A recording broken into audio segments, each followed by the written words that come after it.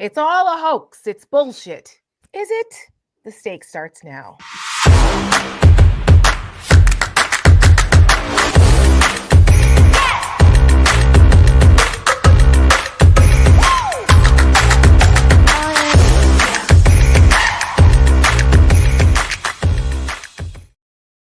Good evening, everyone. Welcome to The Stakes. I'm Tara Setmayer. This is Michelle Kinney. We are the co-founders of the Seneca Project, and we have a new ad to debut tonight for everyone.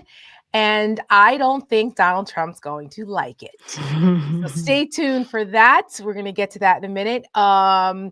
I apologize for the tardiness of the show, but I literally just drove in from New York City. I was in New York last night to do CNN, and it was a hellish drive back. It was 6 hours plus. There was a major accident on the turnpike. I feel partially responsible for asking you a question, and then she missed her exit. It's true. That is actually a true story. So Waze was telling me you got to get off on exit 8A. So I'm like, oh, okay. And all these flashing signs, major accident, all lanes closed north of exit 8. So I was like, oh shit, I got to get off. And then we were working on finalizing the ad. There was a lot going on, multitasking. Michelle was asking me a question. Yes, I was texting and driving. I'm sorry. And I was answering it. And then I looked up and I went, oh shit, there goes the exit I'm supposed to get off of. And then an hour and 45 minutes later, sitting in stop dead traffic because there was a horrible accident. I was like, oh my God. So it's okay. I'm here. I'm back. I'm safe. It could have been worse. It can always be worse, and we don't want it to be. So especially not when you're driving. So. No. So forgive the couple of extra minutes here, because my computer went dead because I had it in. I just closed it. I didn't turn it off. So when I plugged it in to do the show, it decided to restart, recycles, a whole thing. So see, I get it. I feel your pain because I am doing our first stakes from my new laptop, and let me tell you, it's a whole new world. It's like driving a brand new car. I'm like, what is this? Because the laptop I've had for 5 years, 6 years, and I've had mine too. How many years of being a creative director / producer / I know now at Seneca / I mean, I can't even begin to tell you this condition that laptop was in after having all of that stuff. Yes. Well earned. You got a new one. Mine's 5 years old. Still praying that it keeps chugging along. My little MacBook here for now, but it does die faster with the battery. Yeah, the battery is that's where they get you. Yeah. So I'm like, no, please. But anywho, we're here. We're happy to see you guys.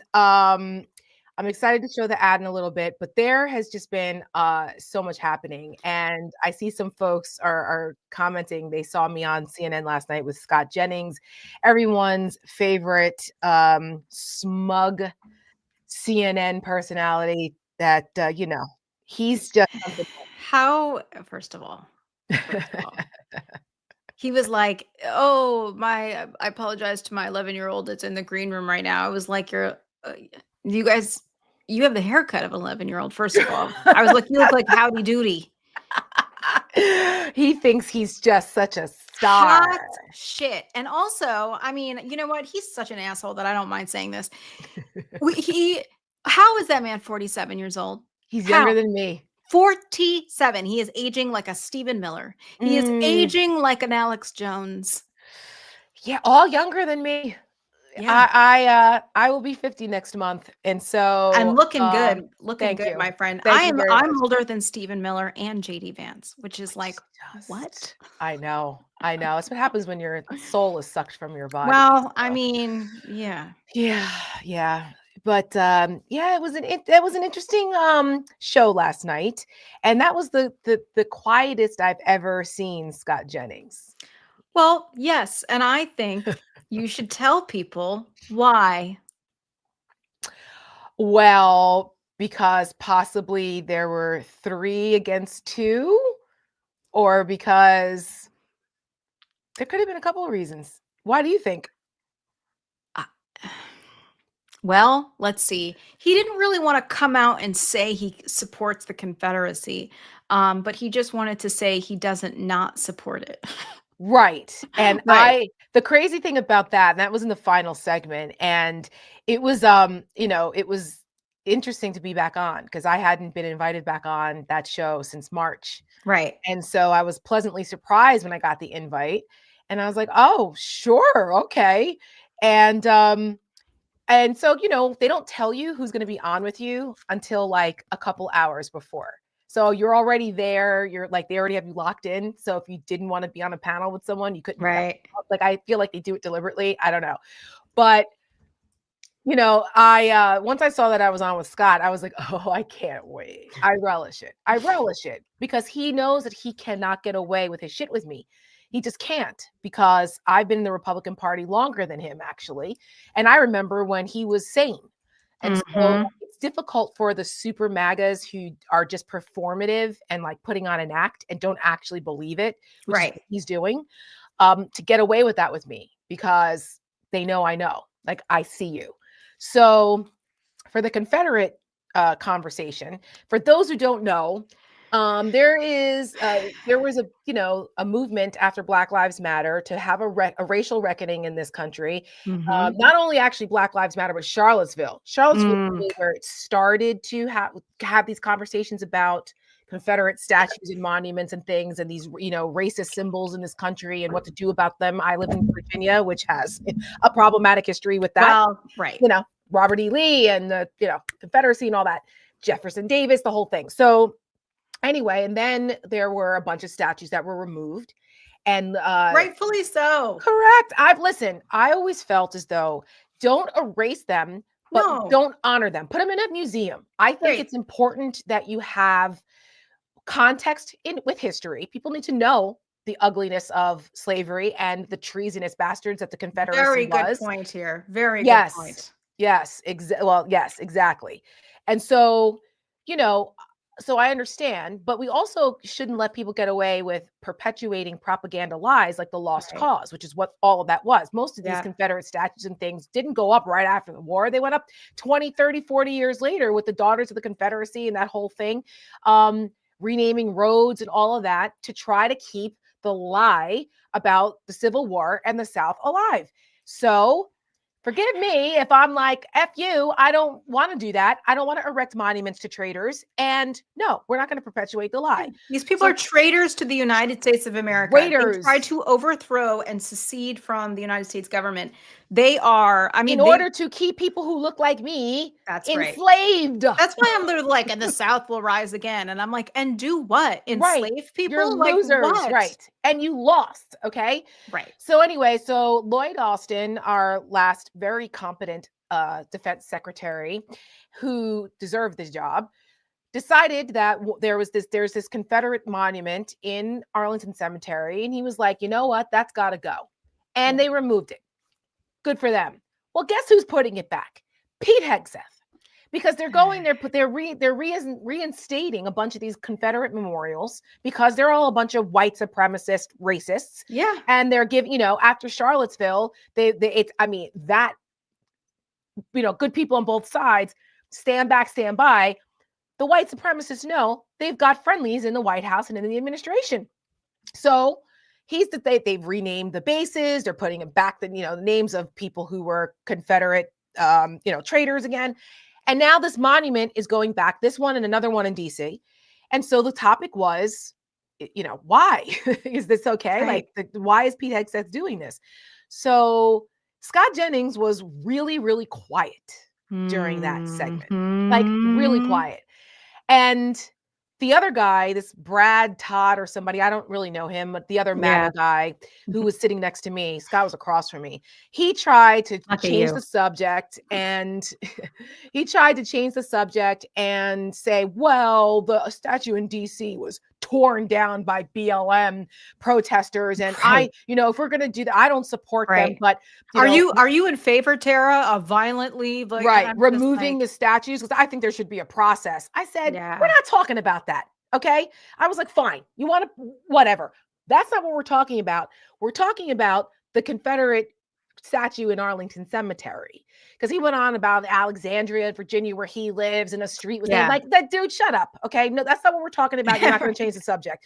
So then when I kept bringing it back, I'm like, okay, so are you okay with Pete Hegseth reinstating a Confederate statue in Arlington Cemetery amongst our heroes who died for this country? Right. And he was like, well, he tried to pull the Mark Wayne Mullen.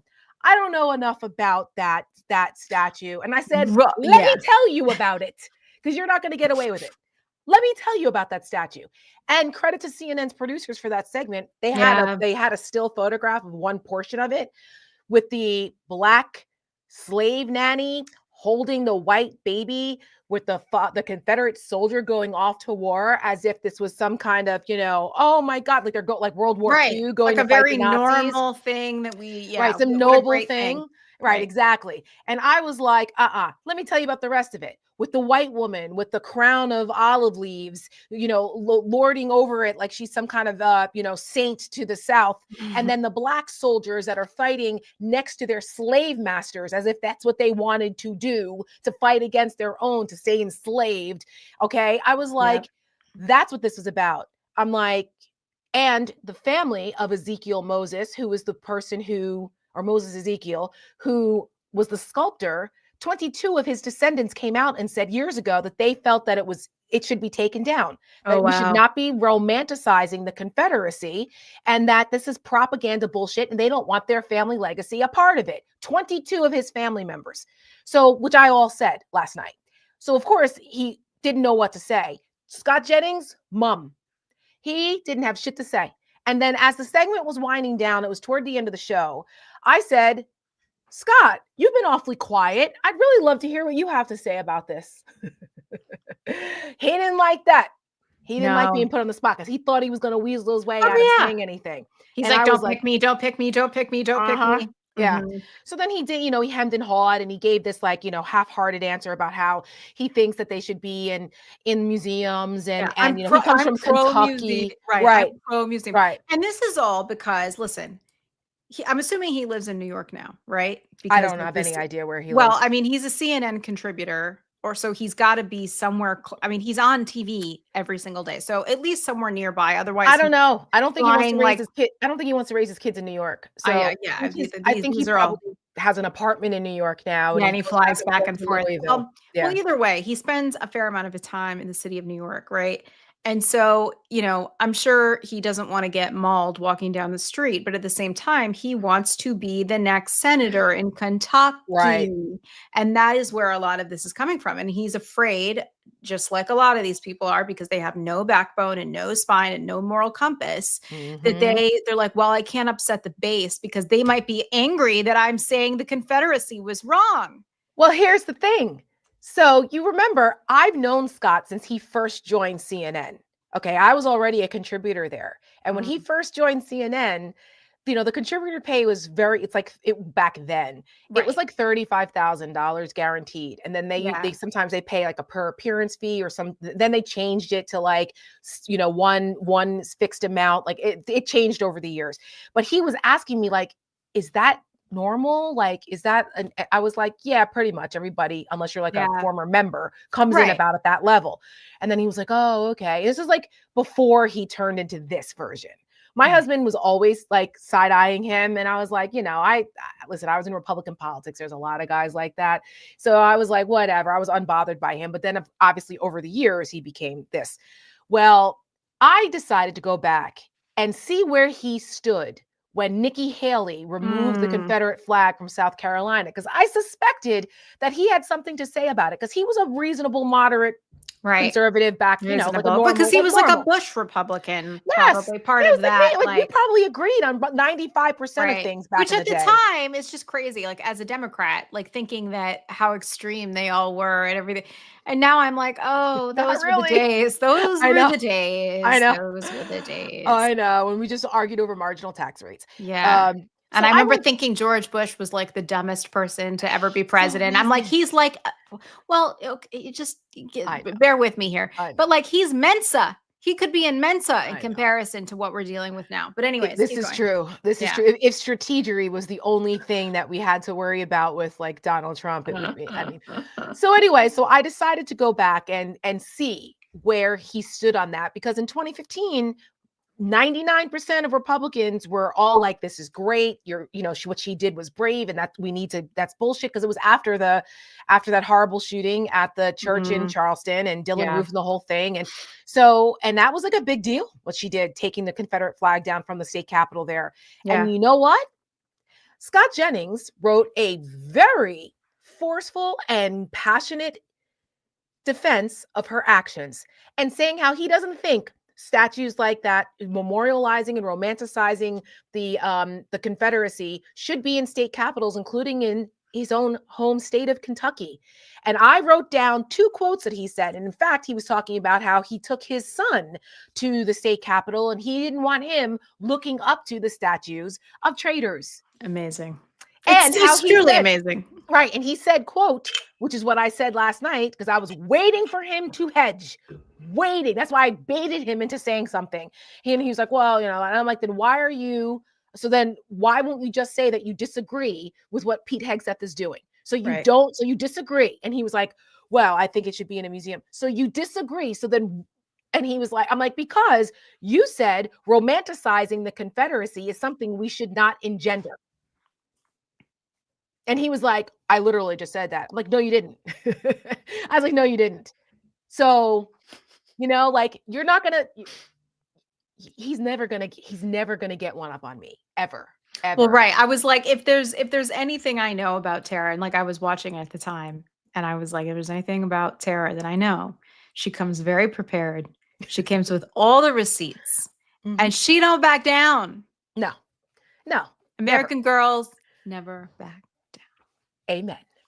That is correct. So he was outmatched last night, and it showed. It was written all over his face.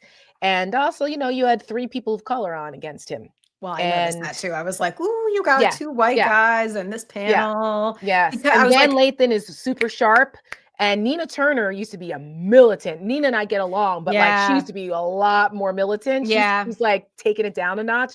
So I was like, oh, he didn't want any parts of that. So yeah. And then, you know what? I saw the Google alert I got, that Raw story. And I guess the Daily Caller picked up that our argument about when I said that, thanks to Doge cuts and the tariffs. About the diners? About the diner. Because he was like, oh my God, what? He was like, Doge closed diners. That's a new one. He's like, that's a new one. And I was like, you smug asshole. You smug asshole. And to your point, you're like, I'm sorry, you must not know anyone who's ever had to clean dishes or bust dishes or serve people for a living. Like, my God, you smug asshole. And the thing is, he knows, because guess what? Who the first person would be arguing about, oh, well, if we lose that manufacturing job, it decimates the whole town, because all those jobs go, and then the ancillary businesses that support those jobs, they don't have customers anymore. He fucking knew exactly what my point was, but he didn't want to acknowledge it, because he'd rather be a smug jerk off. And so I was like, okay, that's why I didn't back down. I'm like, Scott, you know this. I was like, when a major manufacturing plant or a major government agency closes down and thousands of jobs are lost in a town, people don't go to the local nail salon. They don't go to the car wash. They don't go to the... It trickles down. That's right. I said it trickles down. They don't go to the diner, and they don't get their hair cut as much. They like everything. And that was one of the first tells from this new administration. And there was data to point that Van made.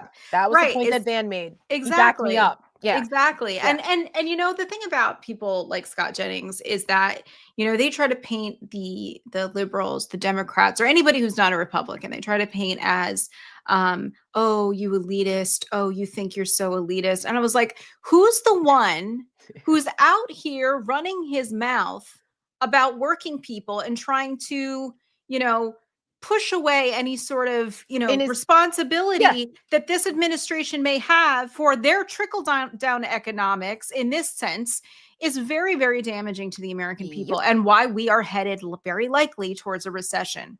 Listen, coming from a guy who's in a tailored suit, making 6 figures, talking propaganda bullshit on TV. Okay.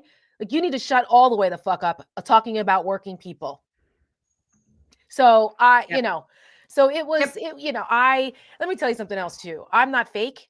And a lot of things that go on in the green rooms where, everybody, gets along. This isn't like back in the day. Oh, Where, no. again, like where Democrats and Republicans, we argued over policy differences or whatever, but it was never like existential where we're dealing with a fascist government that's destroying our democracy, where people are being disappeared off the streets and you're laughing about that. And you think alligator Alcatraz is just wonderful and all the awful things. Fantastic. Right. And you're out here, justifying it.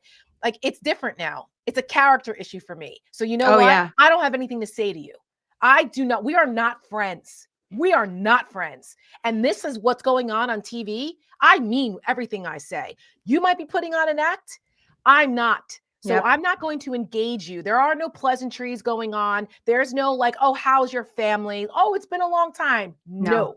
I said not a word to him outside of what we were doing, what we said on air, because I had to.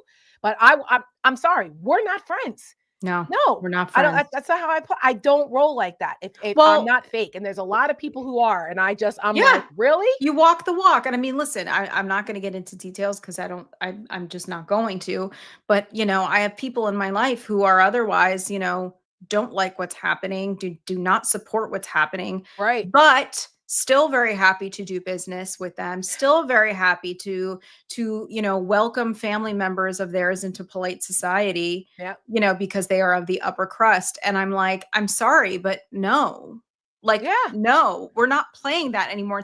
And to quote Kathy Hochul, by the way, we're at war. And I've been saying this for months now. I'm like, we are at war, guys. This is war. Like, we're not going to be playing by the old rules anymore. Unfortunately, this is the point we're at.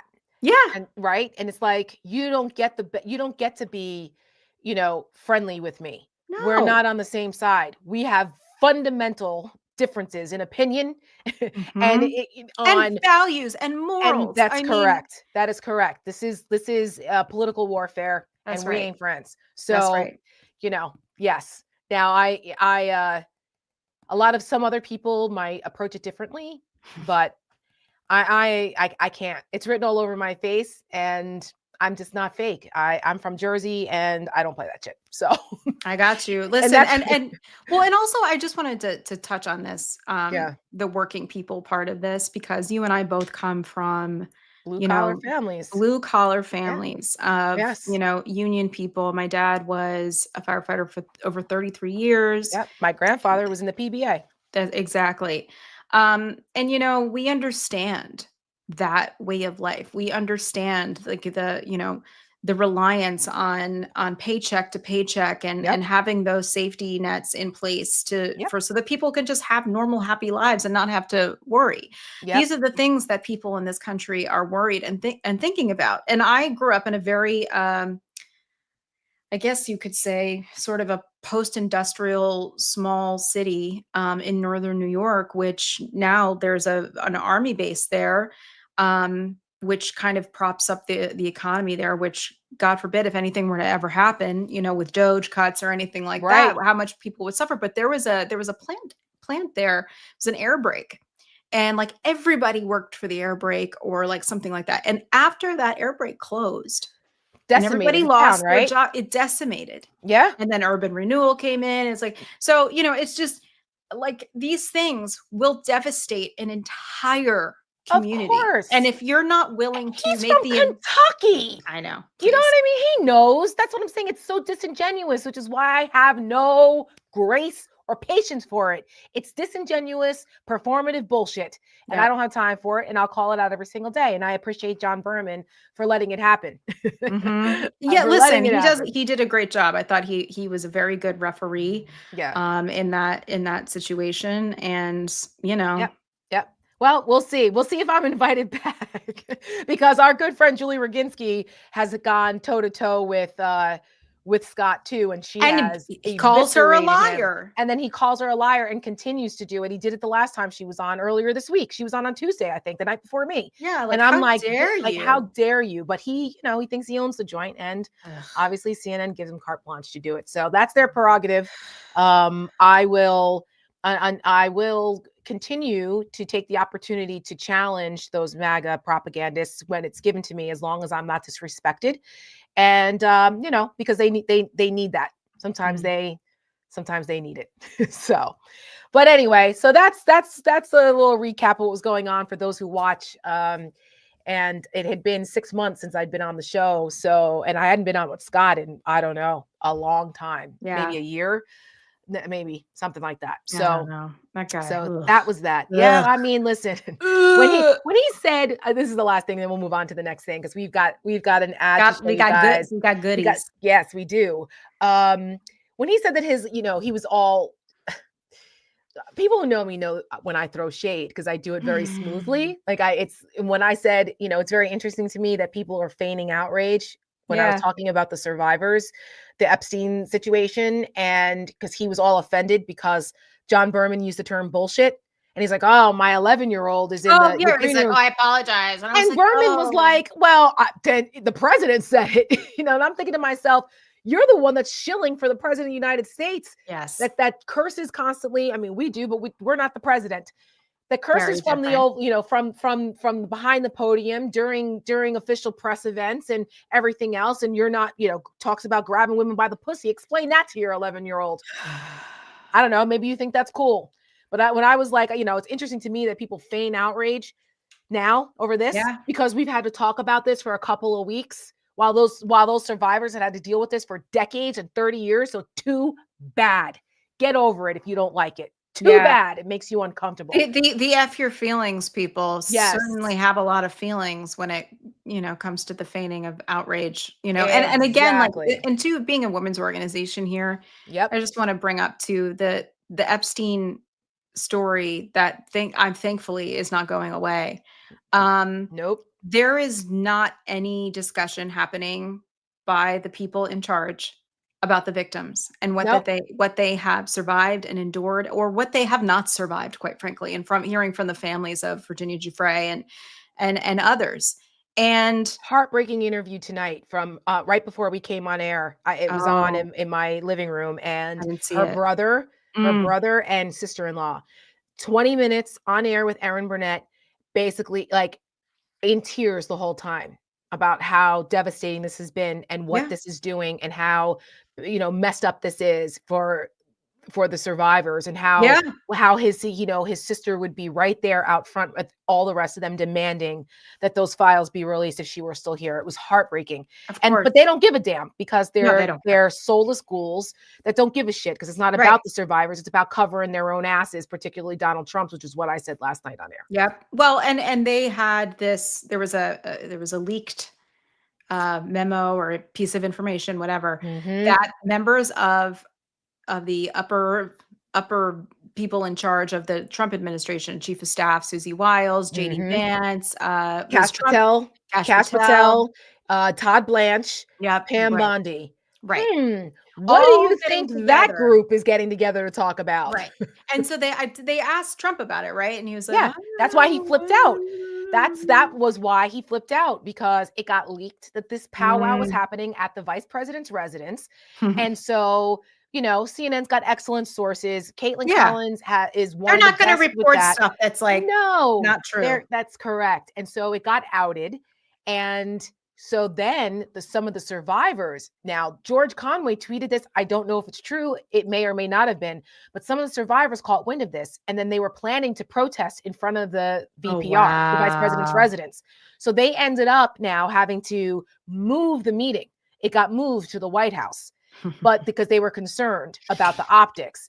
And then they tried to lie and say, no, we're not talking about, we weren't convening to talk about Epstein. We're convening to talk about firing two senior level FBI agents who were also like career FBI agents who were the best of the best, but not going along with Kash Patel and Trump's bullshit. So they fired them. They worked on like January 6th stuff and, like doing normal I'm things. sure that that's absolutely true.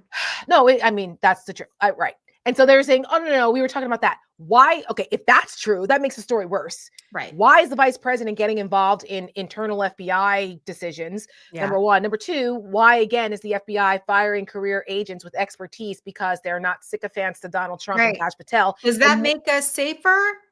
No. Right. Like one of the guys they fired was the pilot of Kash Patel's plane, the FBI plane that he gets to fly around in that, like, they take him to Vegas all the time because he doesn't really do his job. He goes to Vegas to gamble and like train with UFC fighters because he's a fucking wannabe like asshole. I can't with this guy. And I know. Sorry, it's not funny. It just sometimes it feels cathartic to hear you say the things in the way that you do. Because it comes all the way from the gut, man. It really does. It does because it's visceral. I know. Because I'm still in disbelief these people are in charge. I know. Shakespeare ain't got nothing. But anyway, so this guy, one of the fired agents was a like on the SWAT team, like like elite team. He was a pilot, and he was piloting the plane. That was his assignment. And they found out that he also was on the raid team for the Mar-a-Lago documents case. Well, there you have it. And they fired him because of that. Yeah. Anybody who is just doing their job. I mean, it's outrageous. Doing their job. And these guys have been on for, I don't know, 15, 20 years, but not eligible to retire. So their careers are just gone. What did he do? What was his name? Andrew McCabe. Andrew McCabe. I was like, guy who looks like he's in 1957 with the glasses. Yes, I think he's a good-looking older guy. Oh, he's very handsome. I felt like there was something handsome about him. I don't know. Oh yeah, he's like, I just feel like he's gonna come in and be like, I don't know, hello. But anyways, Trump fired him. What was it, like 2 weeks before he could collect his retirement or whatever? Yes. I mean, like, because I think it was like the day before or something. It was even more deliberate than that. Yeah, but he sued and won. Yeah. Well, thank God. And but again, these are people, running the government and the Justice Department that. Right. So, I mean, it's follow laws. It's all just so untoward and so fucked up. And, it's, but again, this is like, they're going to overstep. The devil always oversteps. You give them too much rope to hang themselves. And that's kind of, I think, what's happening now with what they're doing. And this Epstein situation with the more and more survivors. I mean, Gloria Allred is all over the airwaves with her clients. Say what you want about her, but she's very good at what she does. She doesn't mess around. She doesn't mess around. Not. And she's very savvy with media. And so they're just making it worse, making it worse. And so, like I said last night, I'm glad that the survivors are starting to get some agency and their voices are starting to be heard because it's long overdue. This is what it's about. It's about them. Exactly. It's not about all this other nonsense. It's and people on our side need to remember that too. And be like, yes, there is like, we want him held accountable. We want, especially like knowing how vile of a human being he is. And he's never had to pay for anything his whole life. And so there is a bit of that, but this isn't like Schadenfreude, like, over everything else. Like this is also about the survivors because there are women and little girls on the other side of this who were abused and sexually assaulted and raped. Yes. And had to live their life. They're adults now. They've had to carry this trauma with them for decades. Yeah. And, MAGA is upset because we're still talking about it for 6 weeks. Well, too fucking bad. Yeah. Okay. Too bad. Don't hang around with pedophiles and then lie about it. Oh, and by the way, don't create an entire cottage industry of grifter podcasters talking about the conspiracy theory and how you're going to release the files. And then the same people that did that for years are now in the position to release all the files and won't because Donald Trump is in them and he doesn't want them released. And then try to tell us, piss in our face and tell us it's raining. Get out of here. No. So that's what's going on here. And let it keep going until, there's nothing short of releasing the files. And that's something else they tried to, that guy, whatever his name was, sitting next to me. Well, the court said no. This has nothing to do with the courts. They have a whole case file they can release. It has nothing to do with the courts, and that, so cut it out. They just don't want to. They don't want to because they want to cover Trump's ass. Yeah. The end. The whole, but what if Ghislaine Maxwell has information? Tara, you don't want all the information She has had so many opportunities to say literally anything in court, on TV, in depositions. She hasn't said a word deliberately for years. And then lied. She's a psychopath. She's a psychopath, perverted bitch that should rot in jail, not in a prison camp, in a club fed where she can do yoga and take classes and like wander around outside her cell, like, you know, in club fed. You've got to be kidding me. But what if she can offer information? How about, you know what that information can be found? In the files. Yeah, Scott tried to like do that. Well, what if she? And I'm like, well, what if what? Like, shut up. And why would you believe a word she's saying? That's what I said too. Why are you on the side of the argument of a pedophile? That's like at the end of the day. Why are you on the side of the pedophile? Why? If your argument benefits them, what are you doing? What are you doing? Right. Like something, your life went really wrong. If this is the argument that you're defending pedophiles and making excuses for sexual child sex predators. Okay. All right. Yeah. So, and somebody in the comments says because she's a pretty pedophile. I mean, listen, she was a rich white lady. Like, let's be real. Yeah. Yes. Let's be real. I know. And women all, you know, also get a certain pass for things like, oh, she was the victim, or, oh, well, she didn't. No, there ain't none of that. There's none of that in this situation. She was probably the more wily, conniving, smarter, more well-connected one than Jeffrey Epstein. She was the hunter. Correct. She's the one who went out because, again, she lost her, you know, highfalutin, high society life due to her father's death. When he was doing all kinds of bad stuff. He was a criminal. Mm-hmm. And so she wanted to hold on to that lifestyle, that comfortable lifestyle where she had all kinds of privilege and didn't have to work and didn't have to have a job. And so what did she do? She had to promise a certain amount of delivery to Jeffrey Epstein, who, again, has billions of dollars that no one seems to understand how he got. That's a whole nother part of this story, I think, that we are going to uncover here in the months and years ahead. Oh, yeah. But, you know, she's the one who went out into the world and hunted down and preyed on little girls. And brought them back to Jeffrey Epstein to rape them. Yes. And she participated also. Yes. It wasn't like she just dropped them off, which is bad enough, and like left.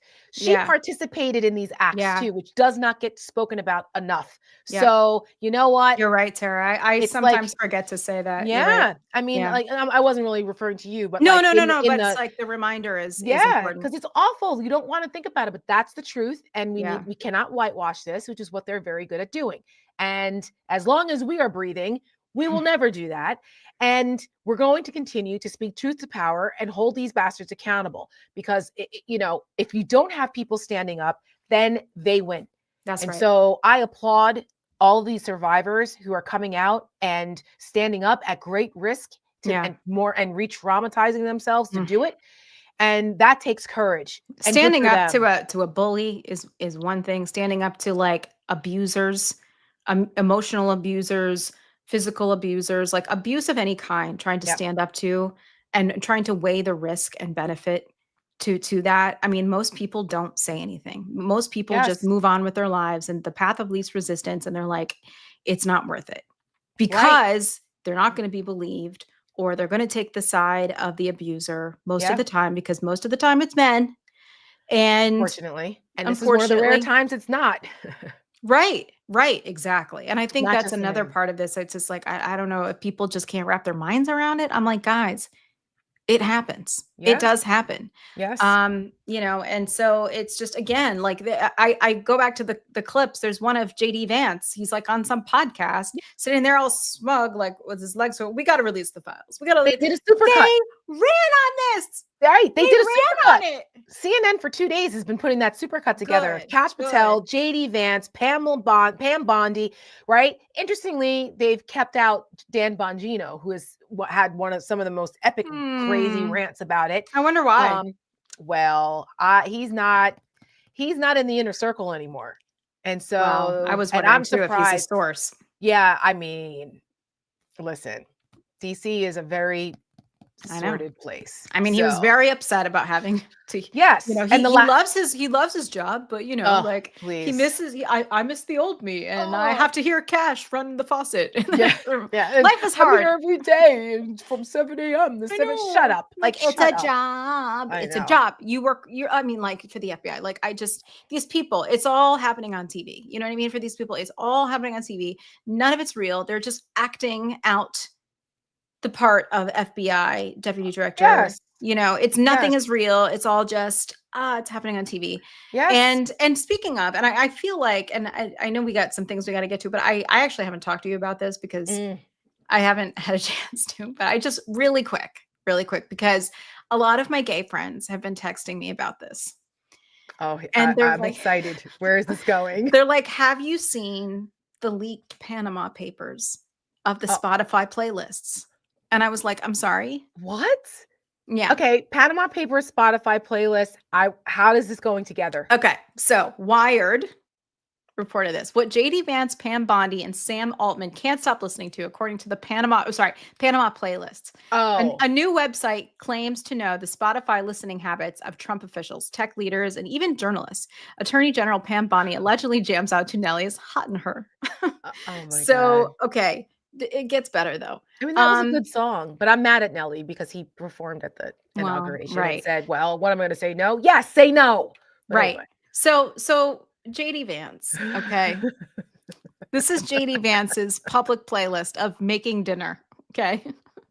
Shut up. Come on. This isn't real. Is this real? Yes, this is real. I mean, it's being reported okay. The First Noel, Nat King Cole.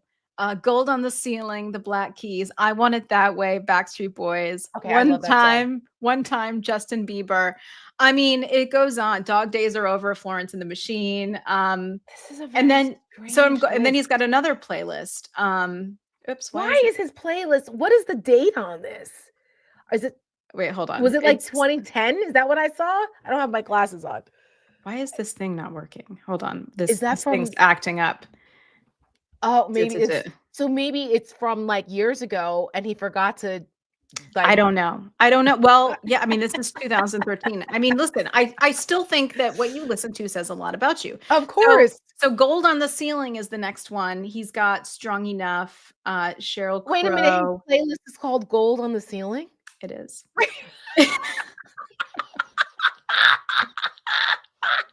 Stay. Come on. Stay by Lisa Loeb and 9 Stories. Let's see what else. There was some good. I mean, it's Conway Twitty. They got I Want to Dance with Somebody. What Makes You Beautiful? Wait a minute. Okay. Okay. I just want to understand. Make sure I'm understanding this. This is JD Vance. Yes. The current president of the United States. Vice president, yes. I mean, vice president, yeah. Freudian slip. He wants to be president. With the eyeliner. Uh-huh. Okay. Who's like into the trad wife thing. Mm-hmm. Who was Peter Thiel's protege, who Peter Thiel gave $15 million to and basically has propped him up. This guy has a playlist with the Backstreet Boys, Whitney Houston, One Direction, and it's called Gold on the Ceiling. Gold on the Ceiling. What else is here? So this is the article. One of my wonderful, all my best guy friends are all. Oh wait, I forgot one more thing. What? His bestie in college. Yes. Was a transgender woman. Yes. Named Sophia. Yes. Who he said he loved. Yes. In text messages that she provided. Yes. Okay. I'm just making sure we're talking about JD Vance. Yeah.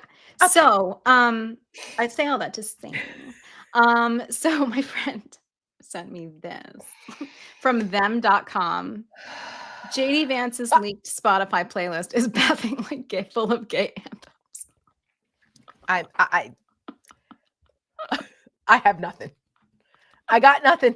I got nothing. So, I mean, I mean, I couldn't fit all these screenshots into the backstage, so I'm just loading a couple of them in now. Well, while JD Vance represents an administration that is openly hostile to all types of LGBTQ plus people, his Spotify playlist seems to cry out, "In the club, we all fam." A new website that we have mentioned already dubbed itself the Panama Playlist, a nod to Panama Papers, a massive leak of information related to the wealth elite's offshore accounts released in 2016. Right, because I was like, how is this together? The Panama Papers and the playlist. Right. But again, has allegedly shared the personal Spotify playlist of many political elites.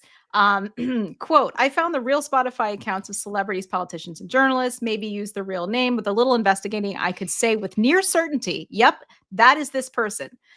This is that person. I've been scraping their playlist for over a year. Some individuals even have a setting enabled that displays their last played song. I scrape this continuously, so I know what songs they played and how many times and when." So then we get into Gold on the Ceiling. I can't. Most notable among the leaked playlists is one from Vice President JD Vance called Gold on the Ceiling, which seems to include quite a few beloved queer classics, including Stay by Lisa Loeb, Whitney Houston's I Want to Dance with Somebody, and Tracy Chapman's Fast Car. Also making appearance are such woman-fronted rock bands as the Alabama Shakes and No Doubt. His second shared playlist, Making Dinner, which I now can't read. Let me take that down. Making Dinner features the Backstreet Boys and more than one appearance by Florence and the Machine. I mean, no, there's no ABBA. I'm surprised there's no ABBA. I mean, I'm surprised there's no Cher. Madonna. Well, right. And so it says, of course, Vance is free to listen to whomever he wants. Perhaps some of his musical tastes are left over from when he counted out LGBTQ plus people among his friends, to your point, Tara. He also told one that he, quote, hated the police. But hey, maybe he was talking about Sting. Okay, well, I mean, the police is fantastic. Sting Right, is that amazing. group is nowhere. But he did say, I hate the police, because this is when he was, trying to sell books to liberals. Yeah. But this is Matthew Rodriguez at he's the senior news editor at Them. So shout out to this really funny. Well, I appreciate. That's a good laugh. I needed that, and I feel like you did, and I feel like the wonderful people who tune into this show needed it as well. Yes. Well, considering everything that's been going on this week between Donald Trump trying to claim that the Epstein files and the dinner and all that was a hoax, which, as we discussed at length, was not. The tariffs kicked in today, which are just outrageous. Not sure if you heard that they're trying to change the rules and regulations for 401ks so that they can be invested now in crypto. What a shock. Oh my God. Okay. Yeah. And the guy that he's going to now nominate to the Fed, not as chair, but there's going to be an open seat in the Fed because one of them is retiring early. They're 14-year terms. Yeah, this guy is the head of the Economic Council. And he thinks we should get rid of the gold standard and go crypto. So we see where that's going. That's not going to end great. We got that going on. We also have the fact that Donald Trump is trying to convince people that the big, beautiful bill, they're still talking about this, is going to be good for them. And we're like, yeah, no, it's not. And he's still trying to distract with all of these other things because that bill is grossly unpopular. And the Epstein files are terribly unpopular for him. It hasn't been great. And he looks like shit. So he's been having a rough summer. And we decided he's not having a brat summer, I'll tell you that. Sorry, go ahead. Yeah, right. It's not. Yeah, he's not. Oh, what was it? And something in demur. What was it? Demure. Not demure, very demure, very mindful. Right. That's right. By the way, my Webby certificate came today. Oh, thank God. I was going to ask you about that because I was I never thought that came. Yeah. And the statue came. I need to post the picture. I know I haven't either. I need to. But anyway, so all of this is going on, and we were thinking, we are so sick and tired of Donald Trump bullshitting the American people. And cheating at everything and getting away with it, because we saw what's been going on this week in Texas. And, Greg Abbott now threatening to have these Democratic lawmakers arrested because they decided to break quorum and left the state. John Cornyn, who's another one that I just cannot believe how far he's fallen, because he's another one who knows better, now calling for the FBI to try to arrest these Texas lawmakers, which is out. I don't know. I don't know what they're going to try and they're going to try, but I'm like, I mean, as me, a rational person, I'm like, for what? They have no jurisdiction over enforcing state laws unless there's like really extenuating circumstances. And, I'm sure they'll try to find something, but this is outrageous, because Governor Pritzker in Illinois was like, no, we're not going to allow them to drag off our Texas brethren here. No, you're not going to do that. So that's going to be an interesting showdown if that actually happens. Right. And I have the video that we put up about this. Let's play that just really quick. Yeah, because it's good. Democrats fighting back and we love it. Yeah. War. And I won Texas, and we are entitled to 5 more seats. These folks don't play by the rules. Trump has asked Texas Republicans to redraw the Texas maps to get him 5 more seats. They'd rather silence voters than serve them. He recognizes he's going to lose in the midterms. If they can't win playing the game with the existing set of rules, they'll change the rules. The Texas and Republican states are doing it the direction of Donald Trump is nothing short of a legal insurrection. He's dialing for seats. Familiar because he dialed for votes. Who tried to break this country, tried to light democracy on fire on January 6th. It's cheating.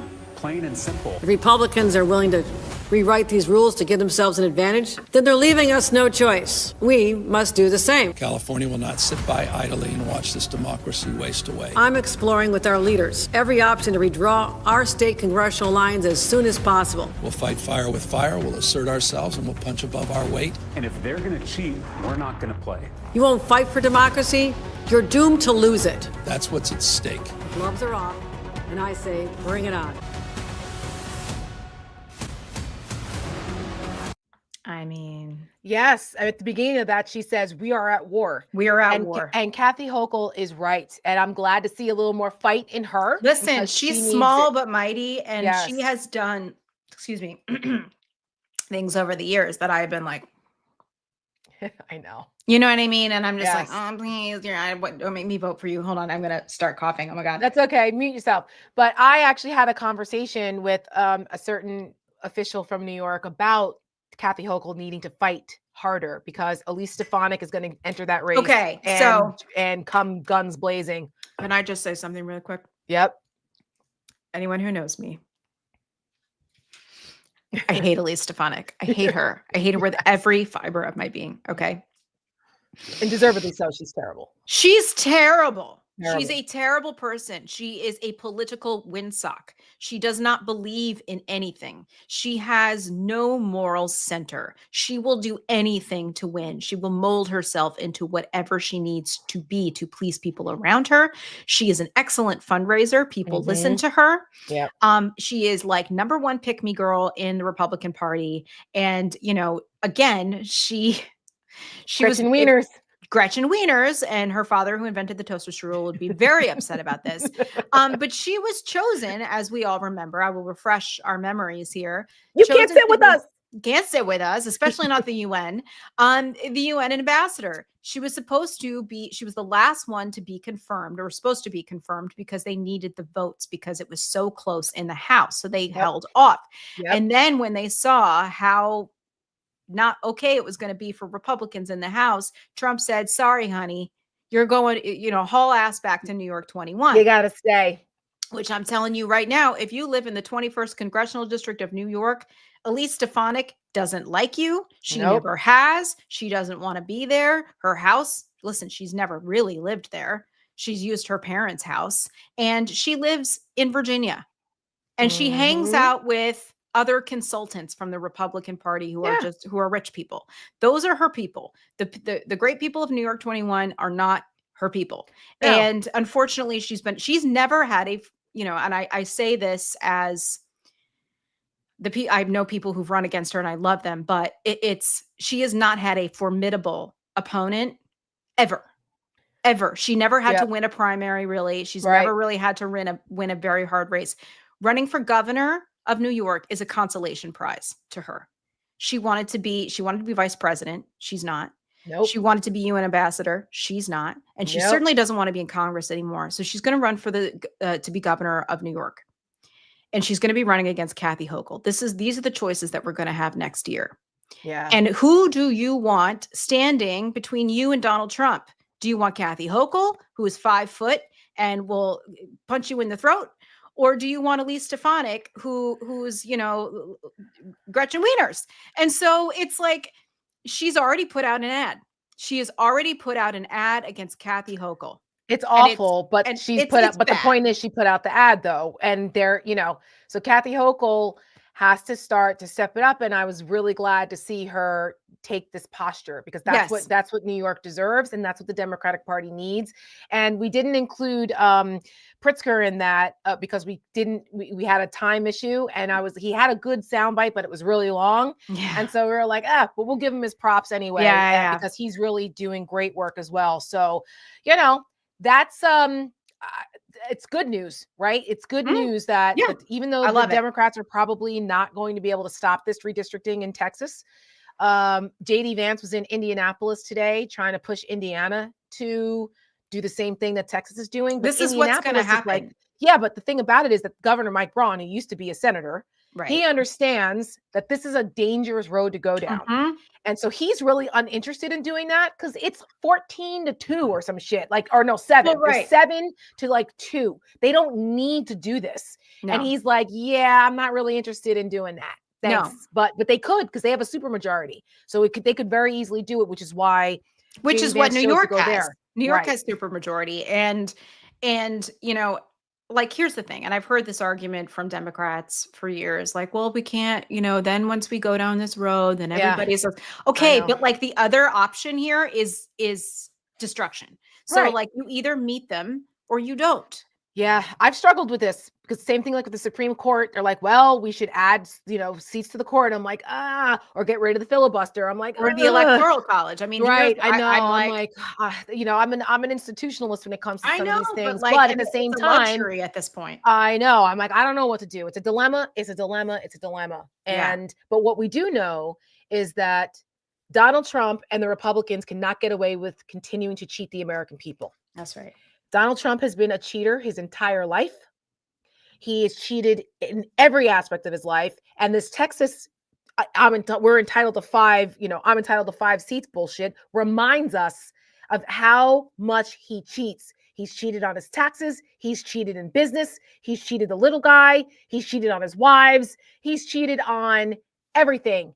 And we said, enough is enough. We're going to call him out on this. We are absolutely going to call him out on this. And the final straw, because for those who don't know, Michelle is actually a very good golfer. And I keep telling her she needs to post a video saying, direct to camera, it's teaching Donald Trump how to swing a golf club. We may look at that. It's painful to watch, honestly.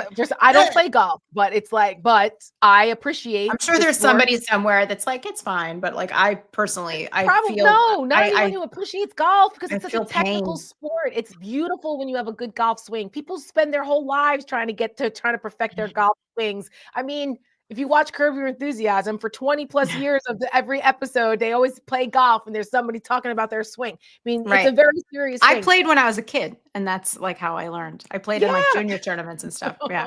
Oh my God. What? Casual observer again, always with the witty comments. But but golf is also a game of integrity. It's a game, and he loves golf and manners. Correct. And they pride themselves on this. It's part of the sport. Yeah. And yet he constantly disrespects the sport. And the golf writers who talk about what a cheat he's been in golf for years. And it's it tells you about somebody's character. Well, as a result of all of that, Michelle came up with the idea, and I said, yep, I think this is a good one, that we need to remind people about Donald Trump. And we need to remind Donald Trump that we see you and we know that you're a cheater. So we are about to debut our new Seneca Project ad that will be played this weekend at Bedminster, so Donald Trump can see it. Donald Trump is a cheater. He cheats. He cheats at golf. He cheats like a mafia accountant. He cheats on his wives. On every wife he ever had. He tries to cheat elections. 11,780 votes. He cheats working people. Small business people say they were stiff. He cheats his supporters. He scammed to line his pockets. Guess who he's cheating next? Look in the mirror. It's you.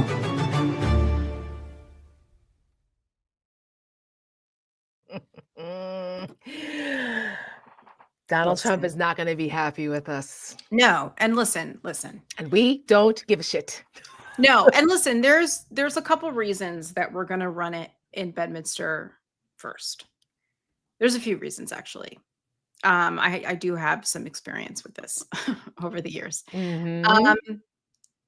One of them being it's extremely affordable. And if you are a political operative that's part of the opposition and you are listening and you are watching this, I'm telling you right now, you want to talk to him directly. This is part of the way to do it. Good bang for your buck. It is a very good bang for your buck. Yeah. The other reason is because, yes, we want to remind him that we are the little guys and gals and, we're not afraid.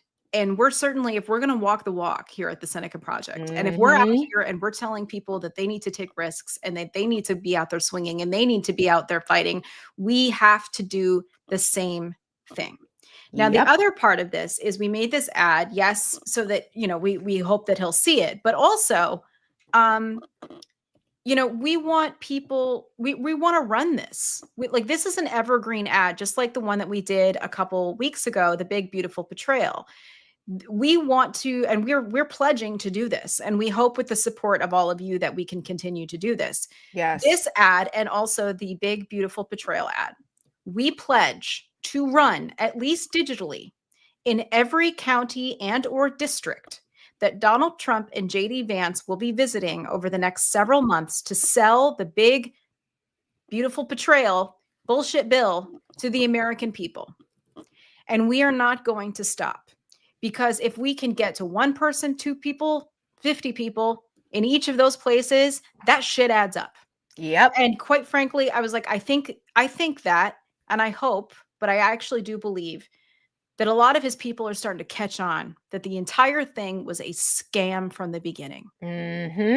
And, I think we all take for granted how long we've known Donald Trump, not just 10 years, but for decades. And people need to be reminded all the time of who he is and how he has chosen to live his life. Because your point, Tara, it's about character now. It's about character. Yep.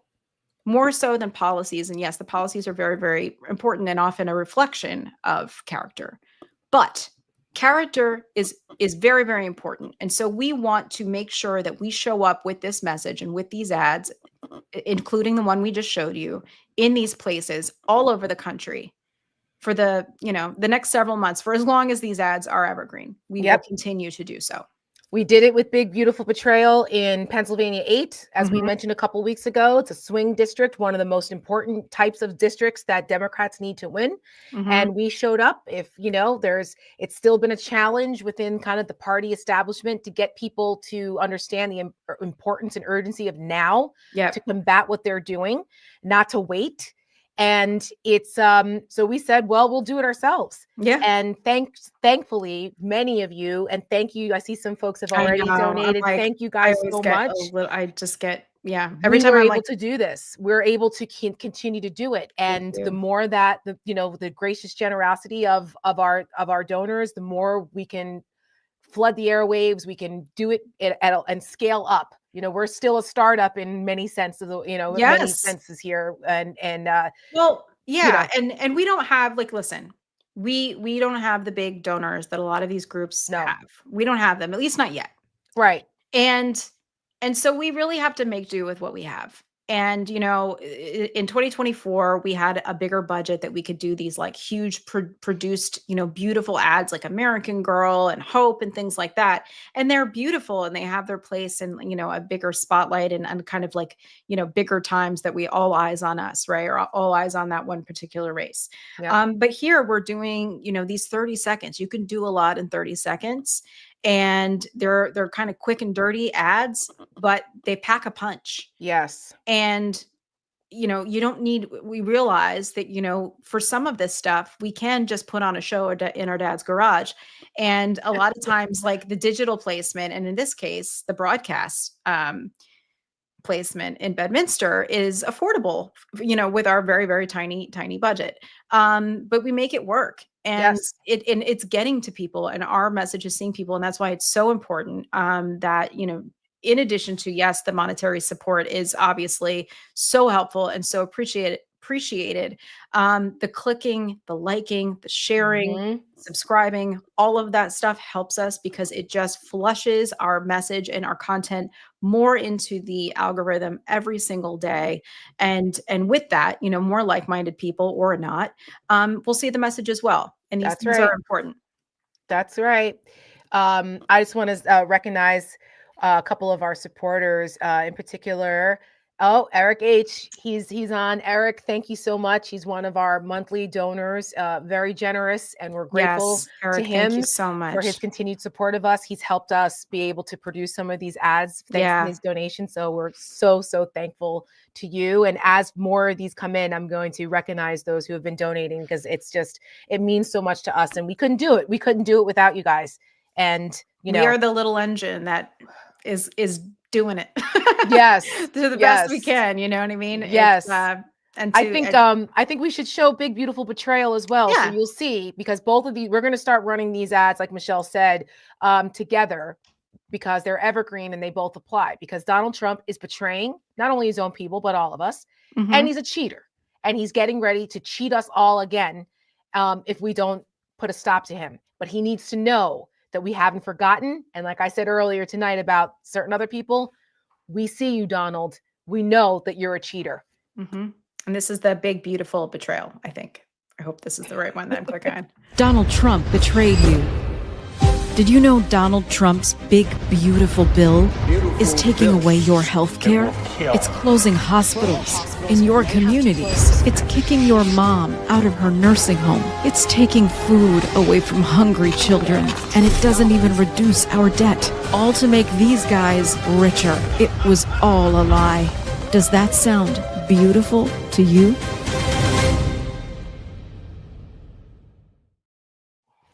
I mean, nothing beautiful about any of that, unless you're a super uber rich guy. Yeah. God bless. Okay. Yeah. But 99% of the country isn't that. So we got to keep it simple, in your face, because that's what they do. Simple. It's simple. And our reoccurring theme here is about how Donald Trump has betrayed every aspect of American life. Yeah. And continues to, including his own people. He's betrayed his own wives. He's betrayed his businesses. Same thing. All of them, right? And he's a cheater. And there's something about the American spirit that doesn't like traitors, people who betray you, and cheaters. Nobody likes that. So when you start to frame it that way, because he was able to bullshit the American people into believing that he was a successful businessman and that he was, they're coming after me because I'm the only one that stands between you and them. He convinced people of that, and it's all bullshit. And we've got to start destroying that veneer. And I blame Mark Burnett as part of at the time that The Apprentice came on TV, there was a couple things happening. There was a writer's strike, and also Donald Trump needed a rebrand because he had been he'd been through bankruptcy. He lost the casinos. There was all kinds of shit going on with him, and he was losing money. He was in debt. And he needed this. That's what he needed. He needed a TV show that made him look like a boss. And you know who greenlit the show? Jeff Zucker, the former head of CNN. Yep. He was the VP of content and programming at NBC at the time. Jeff Zucker did it. So, and here we are. And we're in the fight of our lives. Yeah. And we want to make sure that we keep it simple and in your face and truthful. Yep. So, and thank you guys for thank you so much. Continuing to support us. And I just want to say just one last thing. Tara, you said at the beginning here, you're not a fake person. You're a real person. Yes. And I was thinking about this as I was painting the bathroom earlier today. I've got paint all over me. If you could see it, it's not here. I got washed off here. It's everywhere else. That's funny. I was thinking about it, and about your hit last night on CNN, and how you can say a lot of things about us if you want. You know, the two of us here. You cannot like us. You cannot like what we're doing. You don't like the look of my face, whatever. But you can't deny that we believe in what it is that we're doing. We are here because we want to be. We are not here because we made a calculated decision, whether it be financial or business, or I went to, whatever school and I'm a consultant now and I'm going to do whatever it takes. That's not why we're here. We're here because we love this country. We are here because we love what our country stands for. And we're here to speak, for women. We've had to expand our mission, much larger than women's issues, but we are attacking every issue as women, which I think is equally important as when there's not enough of our voices out in the world. And, Tara left the Republican Party after 27 years? Yeah. 27 years. Yep. Tara worked in the Republican Party. She was part of the furniture.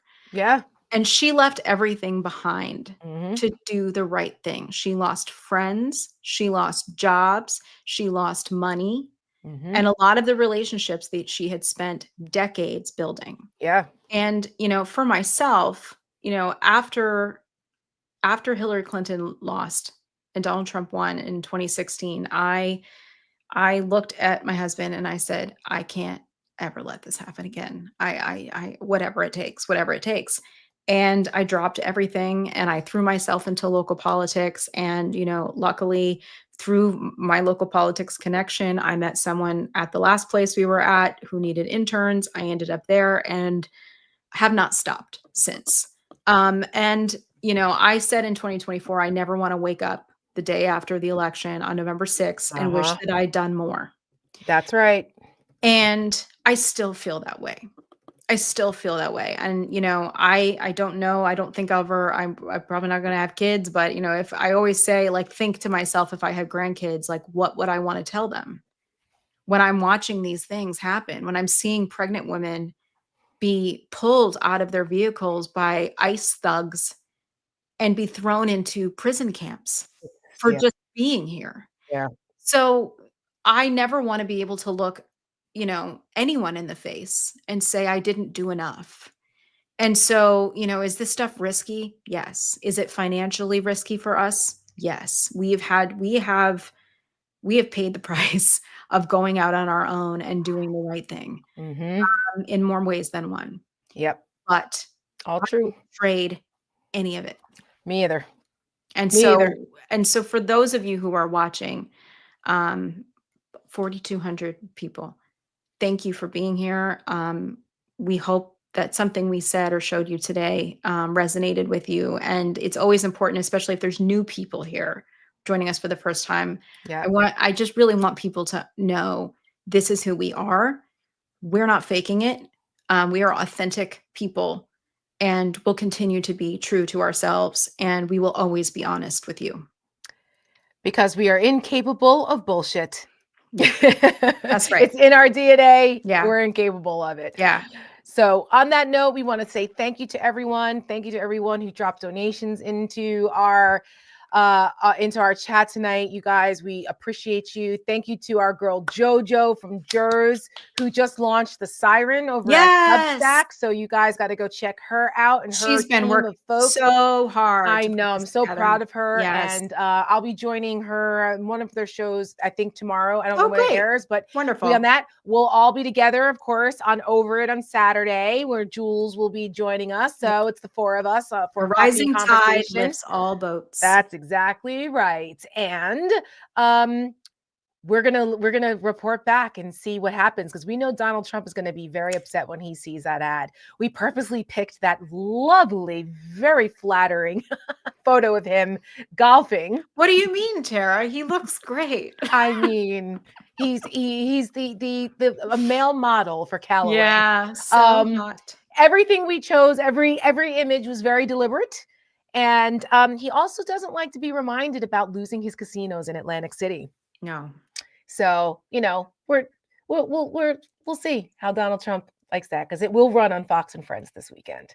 Fox and Friends and the Golf Channel. So if you live in the Bedminster area and you see the ad, please let us know. Take a picky and send it to us. Yes, post it on our socials. Mm-hmm. Yes. But anyway, so that's what we've been up to. Thank you again, and we will see you guys on Saturday for Coffee and Conversation and Cat Butt. Rafi, I see some people have said, how's Rafi? He's outside the door because I was gone for 2 days, so he's been very clingy. He's very happy to see me, but I didn't want him to take down the set because he almost did the other time. Oh, God. when we were on with Katie Bang. And I was like, oh, no, what are you doing? And they're just I will let him care either. They're like, no. what do you mean? He was just happy to be here. He's rolling around and all that. And then he was like, oh, I think I see something. Let me jump over there. I was like, oh God. But he didn't take down the set. But I'll let him come hang out on Saturday. Great. So Coffee, Conversation, and Cat Butt as we do every week on Saturdays. So thank you guys. And for the new folks who are joining us tonight, if you haven't signed up, you can go to our website at senecaproject.us and sign up for our email list, because we do a weekly newsletter called the Seneca Snapshot. And it's kind of a roundup of what we've been doing. Some of my media hits, you can find them all in one place. And when Michelle and I do podcasts and stuff, we do it there. Michelle does a like something fuel for the fight, where we pick things, podcasts or movies or documentaries, books, things like that. Things that we're reading that we think are important, that we want to share with you guys. So it's just a little something that we put together weekly, so you guys can keep up with us if you're not on social media. So at senecaproject.us, put in your email and sign up for that, and then you can get on the Seneca Snapshot list. So, and that's that. So we will see you guys on Saturday. Yep, I'm gonna send us out with our 2 latest ads. And play us out. Or play us out. I don't understand. What does that say? Do you remember the famous Bill O'Reilly? Play us out. Play us out. Play us out. Fuck it. We'll do it live. What a psycho. Honest to God. Oh, control yourself. Still one of the funniest clips ever. Oh, you've seen the remixes with like the nuclear bombs? Are you kidding? We used to play it in my congressional office when we were bored or like needed a good laugh if something was going crazy. We would play it. It's like, we'll do it live and roll. It's like 20 years old, and it's still one of the funniest things ever, especially for those of us who do television. Yeah. So anyway, on that note, fuck it, we'll do it live, and we'll see you on Saturday. Bye, everybody. Bye, everybody. Donald Trump is a cheater. He cheats. He cheats at golf. He cheats like a mafia accountant. He cheats on his wives. On every wife he ever had. He tries to cheat elections. 11,780 votes. He cheats working people. Small business people say they were stiff. He cheats his supporters. A scam to line his pockets. Guess who he's cheating next? Look in the mirror. It's you. Donald Trump betrayed you. Did you know Donald Trump's big, beautiful bill is taking away your health care? It's closing hospitals in your communities. It's kicking your mom out of her nursing home. It's taking food away from hungry children. And it doesn't even reduce our debt. All to make these guys richer. It was all a lie. Does that sound beautiful to you?